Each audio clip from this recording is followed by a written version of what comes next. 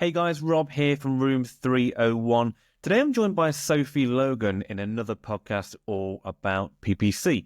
Expect to learn all about why post-click optimization is the way to go and how to manage stakeholders in an internal marketing position. Let's get into it. Sophie, thank you for joining me. So, how do you keep your digital agency accountable for PPC results when seemingly everything is looking like it's going okay? I think you, of course, have to work with your agency and trust them, but I also feel like they need to be transparent with you as well. So, in terms of things like clicks and impressions, we all know that they look great, but that's not bringing the money in the bank. So, I think a great way to keep them accountable is to actually share the rest of the results with them. So, how are the leads going? What is your average sale value like? Give them that type of information so they can feed back a little bit more about the context of if it's working, what are they doing. I am B2B lead gen specialist. That's what my bread and butter is. So I could say my work looks really great because I got loads of conversions, but actually those conversions don't become sales, or they become sales and it's a low value. But really the agency can say, here, I've done the right job. I've got you conversions. I've got you what I need. So I think it's given them a little bit more information about what they've given you back so that they can work out if it's actually been of any value. But that transparency, I think, is really important. I've heard of a lot of agencies, I know it's a hot topic, of like owning the account and the actual business not having access to it as well. I think that is where my spidey senses would start tingling a little bit. I think that is not necessarily a bad thing, because it might be that they just don't want people to be tinkering around with things and changing it. But I think if a business doesn't even have access to just view their own account, that's where I'm starting to worry as well. You can hold them accountable by asking them things, but also by looking at the change history. That's a good one. There's been times when I've looked in accounts change history and there's been no work done for the past 3 to 4 months. So that type of accountability, you should be able to get it without having to ask. But I think actually having a little bit of visibility there is really important as well. No, I totally agree. And do you think it's up to, so let's just say I'm a marketing manager or director leading a team, or I outsource for an agency. Do you think it's my responsibility to ensure that we're reporting back to the agency and we're tracking our lead to sale conversion and the attribution of where that lead came from, etc.? Because then that can tie into the data that maybe the PPC agency holds. Do you think that's, because I see a lot of companies fall down when they do that. You know, you'll say to a customer, we're giving you 10 leads, how many converted? And it's kind of question marks. They don't really know. So I think, tying up those loose ends is really important. Would you agree? Yeah, I think that's where I've had a lot of difficulties with clients in the past, is that I say, okay, well, I've got you 25 leads. How have they gone? And they're like, well, we don't know. Leads have been good. And I'm like, I can't work with leads have been good. I kind of need to know how they're progressing. Are they becoming customers? What are the values? So I do think it's a responsibility of the actual business to feed that information back as well. And if you don't have that information, if your CRM isn't set up very well, or you actually just don't know, also be honest with the PPC agency about that. And they can more than likely help to work on a way to fix that, to help you to be able to improve, the post lead tracking and help you with it. But it's being open and honest. But yeah, it's a two-way street. You can't just hire an agency and expect them to make everything work. You need to give them the ingredients and the insights and the context to be able to do a good job.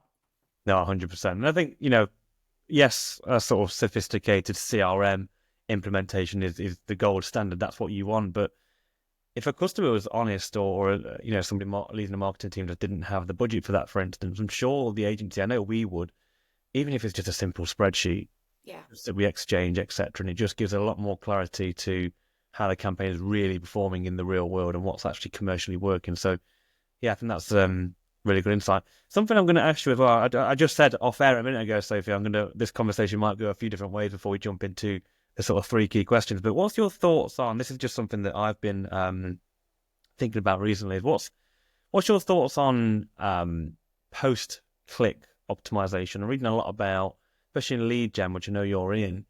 It's all well and good getting the form fill out, or the email address or the phone number. What's your thoughts on that post-click, maybe nurturing the sequencing, the sort of sales funnel side of things? I start to see that being quite synonymous with PPC nowadays. Have you got any thoughts around that? Yeah, that's something that I talk about all the time. Like, I think people are like getting annoyed at me. They're like, Sophie, stop talking about the post click. But to me, it's so important because let's be honest, a lot of our job is getting easier now for PPC. You know, things are automated. You know, we don't even need to manually CPC and check, if it feeds every day. So actually, our time is being freed up. And I feel like for me in particular, I want to be able to make every click count.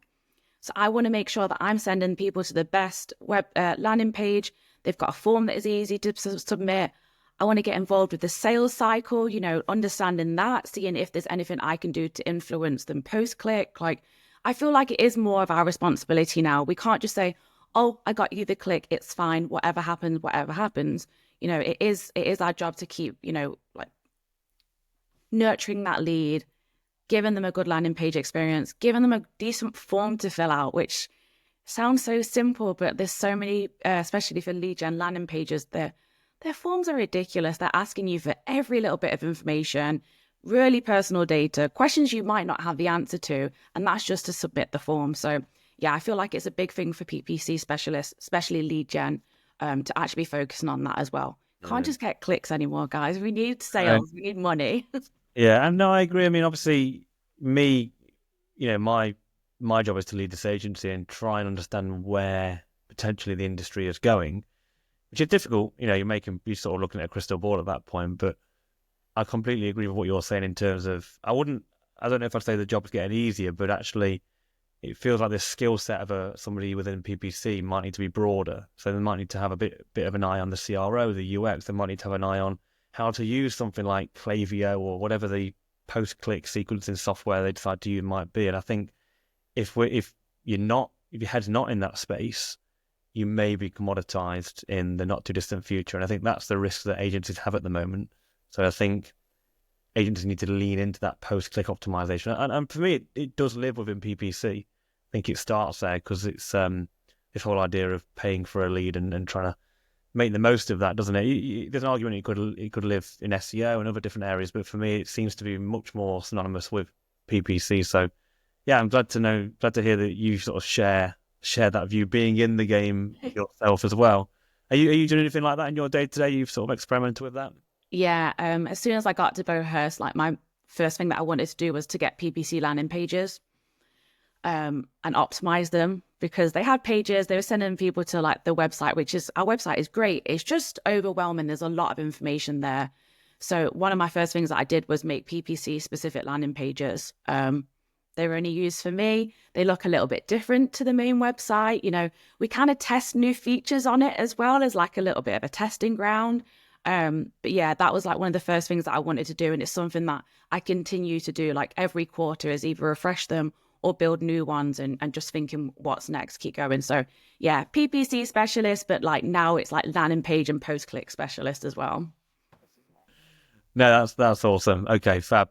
Well, look, we'll jump into the three questions that we typically ask our guests. So the first one is, now I know everyone that I speak to on this podcast is busy day to day, whether it's sort of deep in campaign optimizations or if they've got a team managing a team, maybe talking with stakeholders and setting expectations there. And there's lots of different ways that the people I speak to tend to stay on top of their workload. It might be a tool, it might be a way of thinking, it might just be a framework they use. So for the question to you is, what's in your toolbox? How do you stay on top of your day to day? I'll be honest, I'm really old fashioned. Like I'm really struggling to like You're a pen and paper kind of person. yeah, it's all here. I've got highlighters, post-it notes. I am quite old school in that sense. But I use calendar. Like I actually just use my Gmail calendar. Me too. I have a like shadow calendar, which is like Sophie's task list. And I like to plan out my days, what needs to be done, when it needs doing. Really boring, but that's the way that my brain works to see the days, to see the times, to see where my lunch break is. And so I can factor things in that way. The one thing I realized when I'd been doing this for like 6 months at Bowhurst was that I was actually doing it in my main calendar. So it looked like I was busy all the time. Everyone's like, you're in so many meetings. I was like, yeah, I am. Well, you're always busy in Slack. And I was like, I didn't. And it was because I was actually using my main calendar. Slack was picking up as me being in meetings all day, but they weren't meetings. They were just me trying to prioritize my tasks. I do exactly the same thing. Obviously, time blocking. I honestly don't know how people cope without it. If I just had a master list of tasks over there with no time limit assigned to it, a deadline, how does that fit into my weekly schedule? And I've done the same as you as well. I've made the mistake of putting it in my main calendar. So someone's like, "Oh, got an MOT on Tuesday, have you? Car's in for a service next Thursday." Because I mix my personal life and my work life into that. Yeah. So, it might be picking my lad up from school or whatever it might be. But yeah, I honestly don't know. I've done that for years as well. I've tried different ways, and I've always come back to this idea of time blocking because I simply need to know where it fits. And if someone asks me, "Can you do this? Can you do that?" And this is where I see people fall down all the time. People say yes. The people that don't time block say, "Yeah, I can do that," but actually they've not considered where that fits. Whereas I know full well, I haven't got a gap in my calendar for a week, for 2 weeks maybe, and that needs more than one gap. It might need 2 hours on a Tuesday, 2 hours on a Monday, 2 hours on a Wednesday to get it done. So yeah, I think it's invaluable, and I'm not saying it can't work, but I struggle to see how it work, how management of tasks and projects work without it. To be fair, so Yeah. no, it's interesting. Anything else you use daily or to help you get through your workload? I've been trying to get into using like ChatGPT, which sounds so like I'm 100-year-old woman, but my brain doesn't work like that. People go, "Oh, I've got a task list. Oh, why don't you put it into that and let it prioritize you?" Like at the moment, my mind still hasn't kind of caught up to think like that. I would never think I'm going to put it into, this system so it can prioritize my day. My brain will say, pick up a piece of pen and paper and work it out myself. So I'm trying to use them a little bit more to like task prioritization, or for example, if I wrote a business proposal and I was a little bit stuck on like, what needs to go into it. So I told it what I needed to do, and I just said, do me an outline, gave me an outline, and I worked from that. So I am trying to use it to kind of like cut down a little bit of manual tasks. But I'll be very honest, my brain never thinks to go there first. Someone has to remind me, "Oh, why don't you use this first? Or why don't you try and chat GBT?" It just doesn't click, yeah. No, I get that. And then do you see AI being a big part of PPC moving forward? Do you see it being part of your workflow moving forward? I see a lot of like attempts to try and bring it into the platforms a lot more. Um, I think it made massively differences for me, like personally being in house now. I have more time. I have more time to like manage my account. It's, very simple, very straightforward. I think maybe where it would definitely come in a lot handier is for agencies who are managing multiple clients and then their multiple accounts and multiple complaints. When they've got like a huge amount to deal with, I think that's where it's really beneficial. But for me, again, slow adapter, slow to change. I'll put my hands up. At the moment, I don't use it. I don't think it's going to be a huge part of my job just at this point. Excellent. No, I agree. I think it will be, particularly for agencies, I think they'll be the first adopters, so to speak, because actually speed, I mean, ultimately for most agencies, the faster you go, the more profitable you are. Like that's the big impact on margin, doesn't it? Is time ultimately. I do think agencies will be the first adopter, and we're experimenting here at Digital Maze quite, as much as we can effectively. Okay, fab. Well, look, I'm a big believer in failing. I've failed, well, blimey, more times than I cared to think about, but obviously it's led to where we are now. And yourself, Sophie, you've been in house, you've worked in agencies, so I'm sure you've seen and done it all at some point. But on that journey, I imagine you've made a lot of mistakes. So, is there anything that sticks out to you? Any mistakes that you've made, any failures that you've had? Bonus points if it's funny, by the way. Well, I mean, I think things are funny like a few years down the line when you can laugh about it, but like at the point, it feels like the worst thing in the world. I think when I was agency side in the first agency I was in, I had a lot of clients. It was probably a little bit too overwhelming for like a 25, 26 year old. It was a lot going on. And I had an account, it was performing really well for a software company. I did my usual optimizations, adding negatives, doing this, and then the performance just tanked, like almost came to like a dead standstill. At the time, I wanted to fix it myself. I didn't want to ask for help. I didn't want to have to show that I don't know what's going on. I'm really good at my job.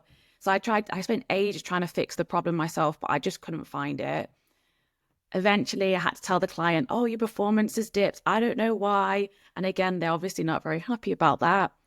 Luckily, my manager was really open and was like, let me have a look, let me try. It's okay. It's not failure. It's just sharing.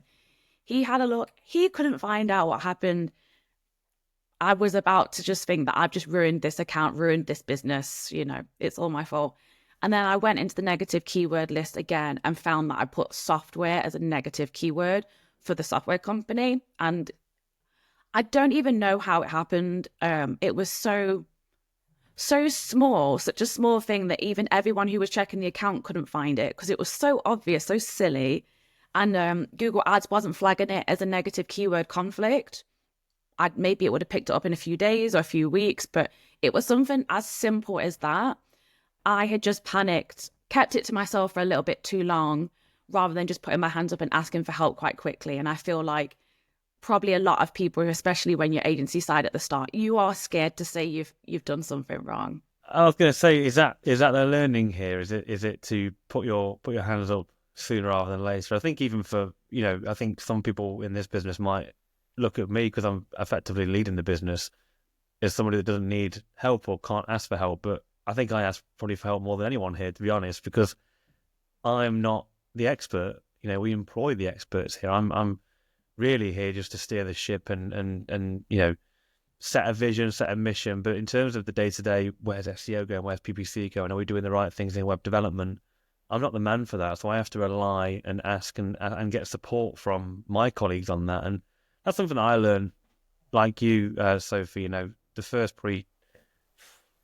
I'm a bit embarrassed to say, but probably 10 years of my career. We're doing this 15 years now, so the first 10 years probably held back a little bit by the limits of what I could do, because I thought asking for help was a sign of weakness, and that because I started the business, I'm leading the business, I should know. But it's not like that, is it? And actually, I've probably gone faster in the last 5 years than the previous 10 because I've worked with such good people who are willing to ask for help, and more importantly, I'm willing to ask for help at the first hurdle I face. So, is that a learning that you've taken from that in terms of putting your hand up sooner rather than later? Yeah, I feel like, especially I think it's the ego when you're a little bit younger, is that, I don't need help. I'm really good. I know exactly what I'm doing. I'm the best at my job. And it's like, no, you're not. Like, it's fine. Like you say, everybody asks for help. Everybody needs help. And actually, I felt like opening up and being honest, it helped me have a better relationship with the team. We started to check each other's accounts a little bit more regularly, just a second pair of eyes. Like, sometimes the problem can be right in front of you, and all it takes is someone else to come in and for 2 minutes and go, oh, yeah, there it is. Yeah, it's that swallowing your pride a little bit and just putting your hands up and saying, I need a little bit of help. Please help me. So, any other failures? I've done it again. It's the younger self. I remember putting an extra zero into the budgets for like a Google Ads campaign. Oh dear. So I can't remember exactly what it was, but if it was £10, it went to £100, which is a lot of money, obviously. But the way that Google can like overbid by at least overspend by about twice a day. So rather than spending £10 a day, it was spending £200 a day. I checked the account on the Friday. It was absolutely fine. I came on the Monday and we'd already spent the budget for the whole of the month. Like, it happened that quick. And it was that simple mistake of adding the zero, and then the way that the system is allowed to spend more money than you actually put down. It was like a double whammy of just hitting me. So again, it was coming to the client and saying, hands up, I messed up. This is what I've done wrong. This is what I'm going to do to fix it. But in the meantime, we have spent the budget in the weekend. I'm really sorry. I can't, the damage is done sometimes. But that time I did put my hands up a lot quicker. But yeah, just another silly mistake, just one little zero.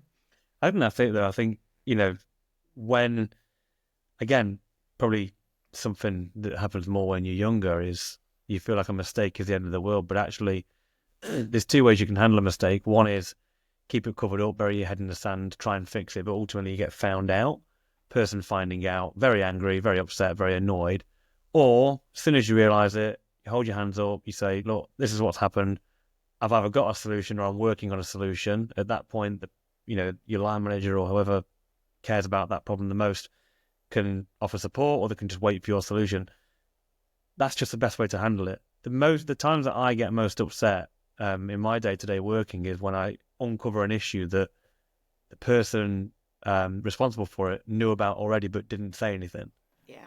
Didn't come forward. That's That's the biggest issue in my mind. So I'm very much about finding things early, being solution orientated, and not just waiting for a solution to be given to you either. And it sounds like in that situation, you ticked all those boxes, which is lucky.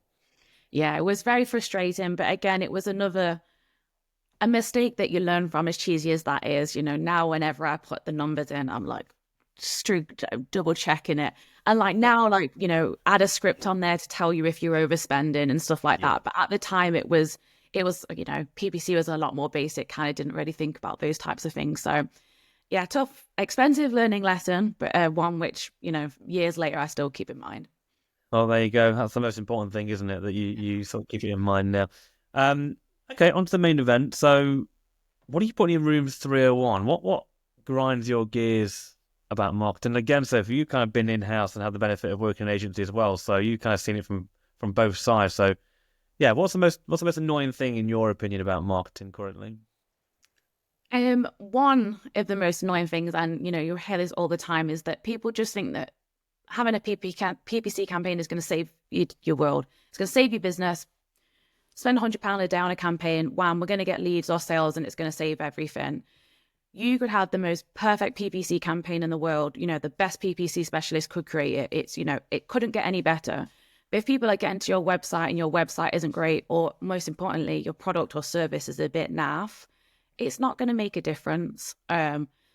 When I've been agency side, I've seen it too often when businesses are really down at the bottom. They think, oh, let's get some PPC in there. It's going to boost us back up again. But sometimes their falling has gone too far, or they're not doing enough on the side to improve their product or service to actually make that PPC worth it. So that's a real bugbear. That will always be a bugbear. PPC will not save the day ever. And what would you say? I'm going to say a client, but I guess in your position is more of a stakeholder. What would you say to a stakeholder if they did think that, or they were trying to push you toward possibly unrealistic expectations? How do you sort of realign expectation and, you know, not set forecasts or predictions too aggressively to keep things in place? Yeah, I always like that saying of like under promise, over deliver. So, even when I am, making forecasts and stuff, I do tuck it down a little bit, just to give that wiggle room and also that lower that expectations. But I look mainly at like the historical past of the account. The past is a good indication of the future, especially with your PPC. Yes, PPC is getting more expensive, but if you used to get a 2% conversion rate, it's very unrealistic that, in the next 6 months, you're going to bump that up to 10 or 12. So, that's the type of thing that I share with the stakeholders of just kind of grounding them in reality of, yes, of course, I'd like a 50% click-through rate, but industry benchmark is about a 3.5. We've only ever achieved a 7, for example. So let's say 7.5 or an 8, just kind of like, yes, improvements are always great, but just something more realistic. And people don't understand PPC that much. Some stakeholders or businesses, they think the sky's the limit, but when you work in it, you realize that it's not. There are limitations. There is a ceiling that you can hit.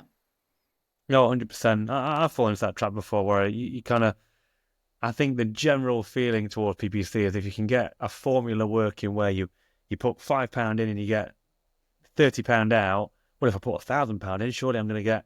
It Yeah. doesn't work like that because actually the campaign tends to get more inefficient Yeah. as Yeah. it scales effectively. And again, I've fallen into that trap before.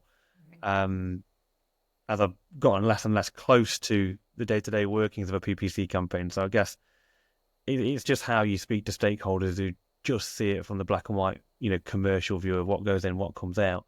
What would you say to a company or stakeholder or whoever that is just using PPC to generate sales and leads? Do you think that's too much over reliance on one channel? Yeah, don't put all your eggs in one basket. Like, Google Ads hasn't really gone down for a while. I mean, there's been times when I've not been able to access it for like an hour or two, but, compared to like Instagram downages and stuff like that, Google Ads and Microsoft, are relatively, stable. But, that doesn't mean that your account won't get suspended or that there might be a billing issue and then your campaigns are off completely. You've got nothing. And if you're not doing your organic, your SEO, your content, your PR, everything else, you're stuck with a platform which might not even be running for who knows how long.